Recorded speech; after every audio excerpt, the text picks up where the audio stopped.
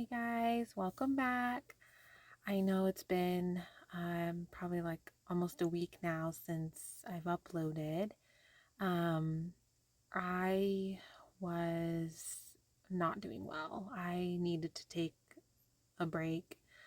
Um, my anxiety was through the roof. I was feeling overwhelmed. I felt lost. I was confused. I was having trouble discerning like what was God, what was me, what was the enemy. I felt like I couldn't even like hear what God's word was trying to tell me in any way, shape, or form. I was struggling with even just praying. I just needed a break. So, it was Thanksgiving. I was going to visit some family. So I figured, why not? Just take a break and just kind of get centered again. So I'm feeling much better now. I've been praying to God, asking Him to help me, um, you know, discern more when it's Him talking to me, or like I have thoughts or, things that pop in my head, and I'm just so unsure of like sometimes if it's him or if it's the flesh, like me being paranoid or thinking of something, or if it's the enemy whispering things to me. And it's just been difficult. And then I've also just, you know, um, I see so much about how, um, in order to really like get close to God, you have to like surrender to Him. You have to obey Him and His will for you. And I've been finding that very, very, very difficult to do. And then also, I was like, how? Like, tell me, And I prayed about this a lot. And I actually prayed about it again last night, and God um, guided me to these two videos today by David Diga Hernandez on YouTube. Um, and it was really helpful. One of them was about how to surrender to God, and then the other one was about uh, three things about God's voice. So I'll put in the comments what to search for under David Diga Hernandez's YouTube channel, what the videos are called, so that you can watch them yourself if you're having trouble with the same thing. Um, so, maybe that might help you too. But, um, and then the biggest thing I came out of all of that was, I have to continue reading the Bible every day, and I have to keep praying and getting to know God every day, and letting Him into my life. And then the more that I do that, the more things will become clear. So, um, I'm definitely not giving up. Um, I just, it's been hard. It's hard. This is like not easy. And I feel like when I first started this journey of getting to know God and reading the Bible and praying and stuff, I felt really good in the beginning. And then now it's just so difficult right now. I feel like I'm just, I don't know why I'm having such a hard time like with this. And um, it hasn't been easy. And I don't know exactly what to do. And so I've just been praying to God for Him to help me, and I feel like that's all I can do. And then I'm just, I have to get back to reading the Bible every day, and, making God a priority, making His word a priority, making praying and spending time with Him a priority. Um, and so that's what I'm going to do. And I don't know why God wants me to share this journey. I even thought this past couple of days about stopping recording and then just reading the Bible on my own, without recording this journey. But I don't know why, but I just feel very strongly that God wants me to continue sharing this journey. I'm not sure why, but here I am. So, you know, I don't know. I don't know what's going on, but I'm trying really hard to just have faith and trust in God and let Him guide me. But I'd be lying if I didn't say it's been difficult. So I don't know. We'll just take it day by day. So I just prayed right now and I asked God to help show me what like what He wants for my life, where He wants to take me, where He wants to guide me. Like I want Him to show me so that I can follow what He wants. Because I saw this video the other day. I believe it was Jim Carrey. He was saying that um, depression is like your body's way of saying, I'm tired of playing this character. Like, this isn't who I'm meant to be. And I feel that so deeply because years ago, I was going down this path where I had a good career. I had bought my own home. I had, great car, made great money. I mean, I was doing really well. I was, you know, um, doing great on paper, but inside and like behind closed doors, I was deeply depressed and abusing marijuana. And I was, it was bad. And when I started to let go and stop forcing this life that I thought I was supposed to go down, things started to get better. And I feel like I'm starting to be in that kind of boat again right now where I feel like I'm some days forcing myself to do certain things because I'm lost right now. Like, I don't know what I should be doing or what's going on or where I'm going or what I'm doing or what's happening because I never thought that I would be a stay-at-home mom. So it's like I'm going down this path right now and I'm just like, okay, I don't know what to do. I don't know what's going on. And I just feel like I'm struggling. And I never thought I'd be here reading the Bible or getting to know God or praying. So it's just like, I'm just like, I feel so lost right now. And I feel like I need God to show me and guide me and guide me to what He wants for me, what His will is for me, how He wants me to live my life, where He wants me to go, what path He wants me to go down. And I feel like if I start to go down that path as He shows it to me, I feel like, that anxiety and that depression and that struggle will lift. I don't know. Sorry guys, I don't mean to ramble. It's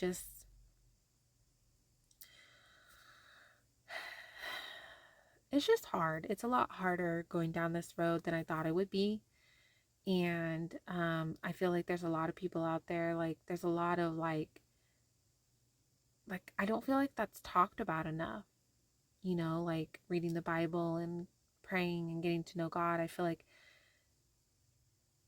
there's a lot of like people that make it seem like, oh yeah, it's great and you're going to get all this peace and great and God's going to transform you in your life. And I feel like right now I feel like it's almost like, I don't know if it's just the flesh part of me, like my human part of me is trying to like fight this. And then maybe it's like the enemy is like also fighting me on this too, because I definitely feel like I'm having some like inner spiritual warfare going on right now. And I just don't know what to do. And I'm just really, really, really, really needing God to like help me out and really just, because I, I don't know what to do. So, sorry guys. Okay, so let's do today's chapters and then I think I'm going to pray again. When the Canaanite king of Arad, who lived in the Negev, heard that Israel was coming on the Atharim road, he fought against Israel and captured some prisoners. Then Israel made a vow to the Lord: "If you will hand this people over to us, we will completely destroy their cities." The Lord listened to Israel's request and handed the Canaanites over to them, and Israel completely destroyed them and their cities. So they named the place Hormah. Then they set out from Mount Hor by way of the Red Sea to bypass the land of Edom. But the people became impatient because of the journey. The people spoke against God and Moses. "Why have you led us up from Egypt to die in the wilderness? There is no bread or water, and we detest this wretched food." Then the Lord sent poisonous snakes among the people, and they bit them so that many Israelites died. The people then came to Moses and said, "We have sinned by speaking against the Lord and against you. Intercede with the Lord so that he will take the snakes away from us." And Moses interceded for the people. Then the Lord said to Moses, "Make a snake image and mount it on a pole. When anyone who is bitten looks at it, he will recover." So Moses made a bronze snake and mounted it on a pole. Whenever someone was bitten and he looked at the bronze snake, he recovered. The Israelites set out and camped at Oboth. They set out from Oboth and camped at Iabarim, in the wilderness that borders Moab on the east. From there they went and camped at Zered Valley. They set out from there and camped on the other side of the Arnon River, in the wilderness that extends from the Amorite border, because the Arnon was the Moabite border between Moab and the Amorites.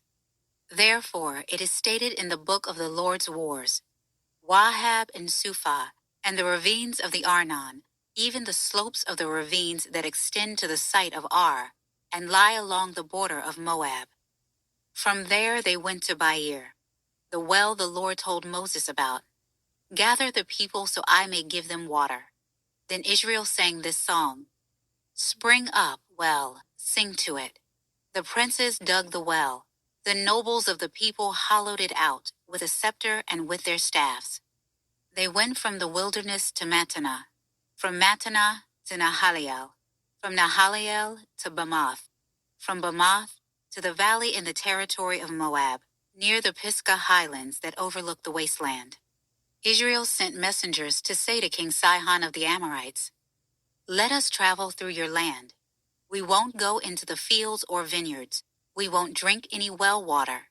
We will travel the king's highway until we have traveled through your territory." But Sihon would not let Israel travel through his territory. Instead, he gathered his whole army and went out to confront Israel in the wilderness. When he came to Jahaz, he fought against Israel. Israel struck him with the sword and took possession of his land from the Arnon to the Jabbok, but only up to the Ammonite border, because it was fortified. Israel took all the cities and lived in all these Amorite cities, including Heshbon, and all its surrounding villages. Heshbon was the city of King Sihon of the Amorites, who had fought against the former king of Moab, and had taken control of all his land as far as the Arnon. Therefore the poets say, "Come to Heshbon, let it be rebuilt, let the city of Sihon be restored. For fire came out of Heshbon, a flame from the city of Sihon. It consumed Ar of Moab, the citizens of Arnon's heights. Woe to you, Moab! You have been destroyed, people of Chemosh." He gave up his sons as refugees, and his daughters into captivity to Sihon the Amorite king. We threw them down. Heshbon has been destroyed as far as Dibon. We caused desolation as far as Nophah, which reaches as far as Medeba. So Israel lived in the Amorites' land.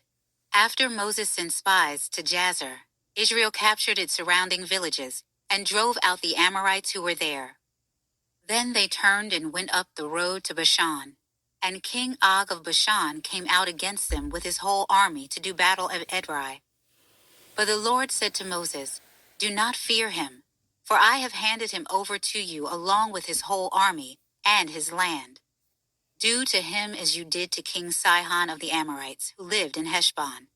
So they struck him, his sons, and his whole army until no one was left, and they took possession of his land. The Israelites traveled on and camped in the plains of Moab, near the Jordan across from Jericho. Now Balak, son of Zippor, saw all that Israel had done to the Amorites. Moab was terrified of the people because they were numerous, and Moab dreaded the Israelites. So the Moabites said to the elders of Midian, "This horde will devour everything around us, like an ox eats up the green plants in the field." Since Balak, son of Zippor, was Moab's king at that time, he sent messengers to Balaam, son of Beor of Pethor, which is by the Euphrates in the land of his people. Balak said to him, "Look, a people has come out of Egypt. They cover the surface of the land and are living right across from me. Please come and put a curse on these people for me because they are more powerful than I am. I may be able to defeat them and drive them out of the land, for I know that those you bless are blessed, and those you curse are cursed." The elders of Moab and Midian departed with fees for divination in hand. They came to Balaam and reported Balak's words to him. He said to them, "Spend the night here, and I will give you the answer the Lord tells me." So the officials of Moab stayed with Balaam. Then God came to Balaam and asked, "Who are these men with you?" Balaam replied to God, "Balak, son of Zippor, king of Moab, sent this message to me. Look, a people has come out of Egypt, and they cover the surface of the land. Now come and put a curse on them for me. I may be able to fight against them and drive them away." Then God said to Balaam, "You are not to go with them. You are not to curse this people, for they are blessed." So Balaam got up the next morning and said to Balak's officials, "Go back to your land, because the Lord has refused to let me go with you." The officials of Moab arose, returned to Balak, and reported, "Balaam refused to come with us." Balak sent officials again who were more numerous and higher in rank than the others. They came to Balaam and said to him, "This is what Balak son of Zippor says. Let nothing keep you from coming to me, for I will greatly honor you and do whatever you ask me. So please come and put a curse on these people for me." But Balaam responded to the servants of Balak, "If Balak were to give me his house full of silver and gold, I could not go against the command of the Lord my God to do anything small or great. Please stay here overnight as the others did, so that I may find out what else the Lord has to tell me." God came to Balaam at night and said to him, "Since these men have come to summon you, get up and go with them. But you must only do what I tell you." When he got up in the morning, Balaam saddled his donkey and went with the officials of Moab. But God was incensed that Balaam was going, and the angel of the Lord took his stand on the path to oppose him. Balaam was riding his donkey, and his 2 servants were with him. When the donkey saw the angel of the Lord standing on the path with a drawn sword in his hand, she turned off the path and went into the field. So Balaam hit her to return her to the path. Then the angel of the Lord stood in a narrow passage between the vineyards, with a stone wall on either side.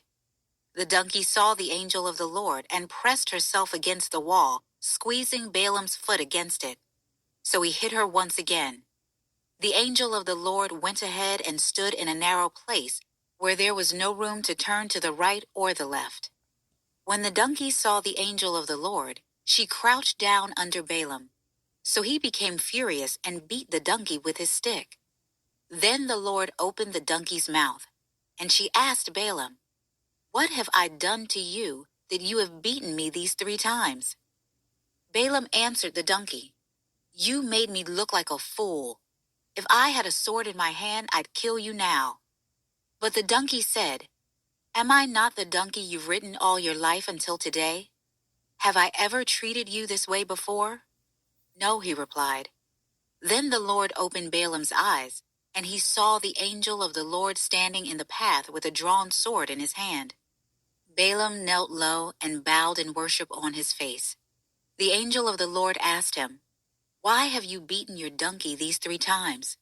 Look, I came out to oppose you, because I consider what you are doing to be evil." The donkey saw me and turned away from me these 3 times. If she had not turned away from me, I would have killed you by now and let her live."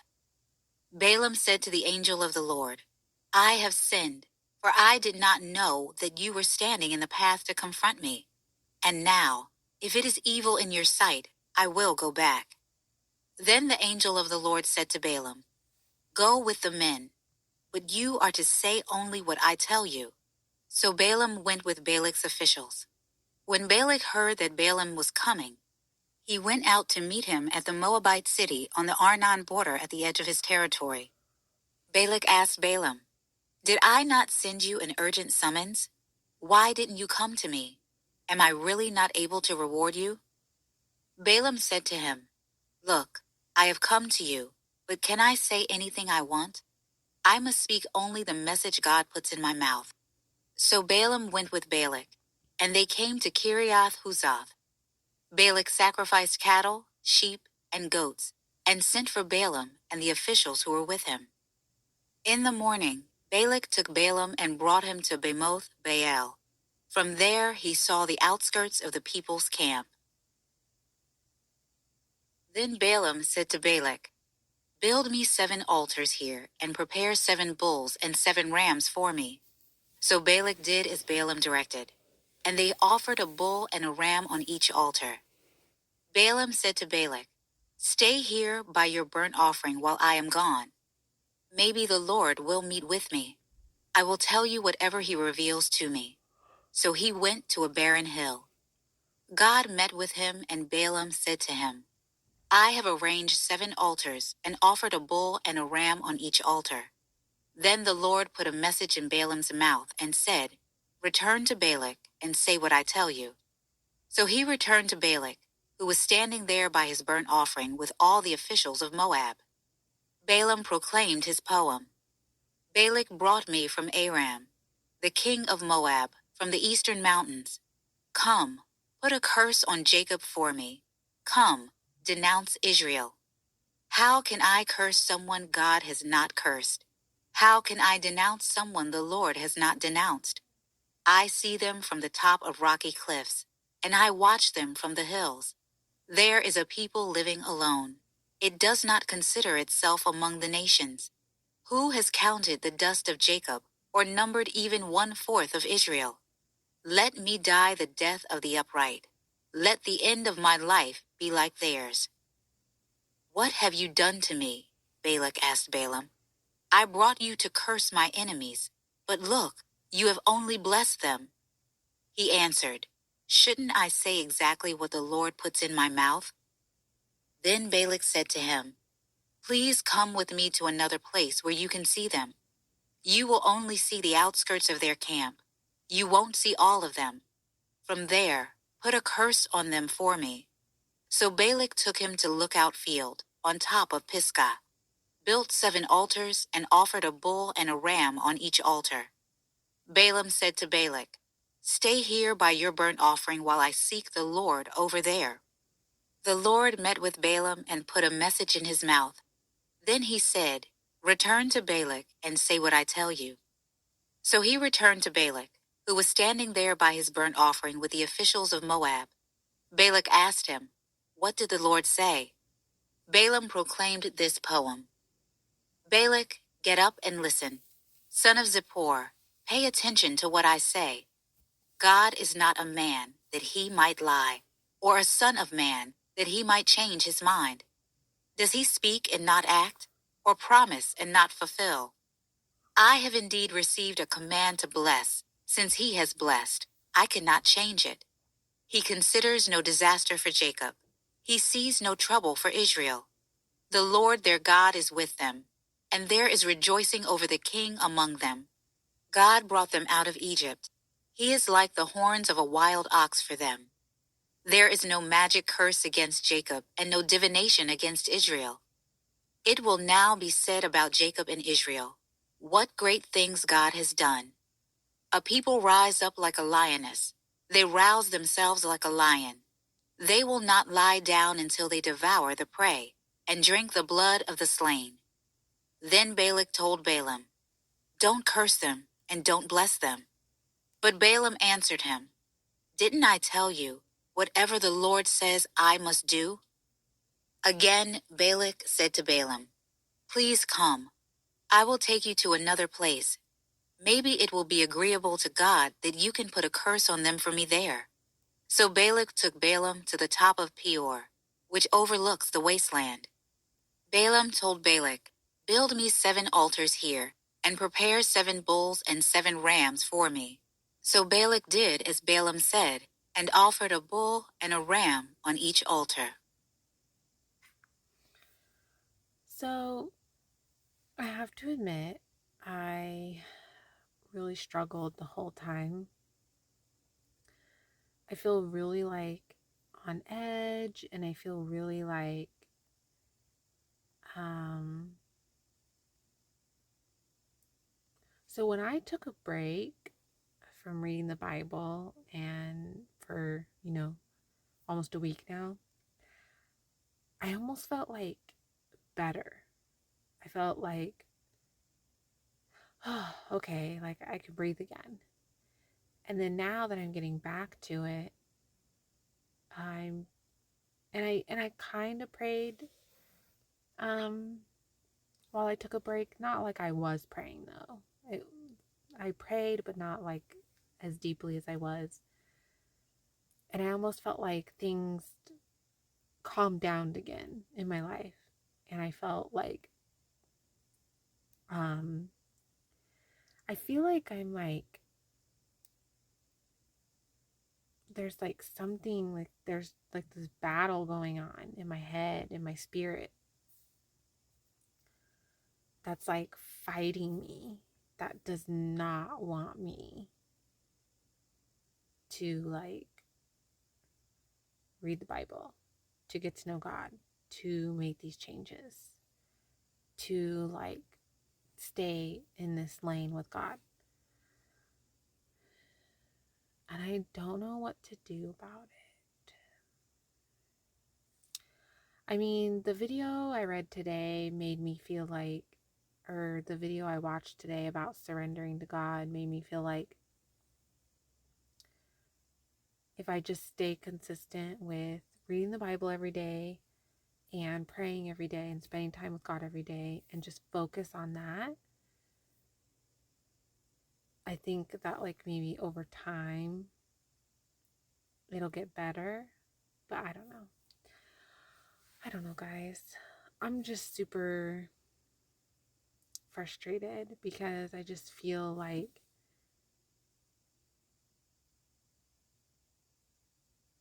I was not expecting it to be this difficult.